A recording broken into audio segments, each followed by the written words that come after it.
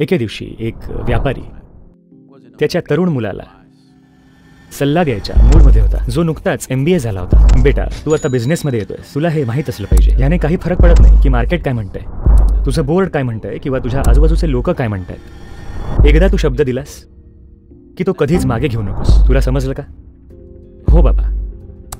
आणि आता मूर्खासारखा कधीही कुणालाही शब्द देऊ नकोस.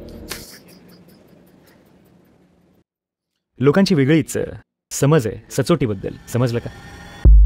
जेव्हा तुम्ही काळजीत आणि भयभीत असता तेव्हा तुमची सचोटी सोडून द्यायला फार वेळ लागत नाही.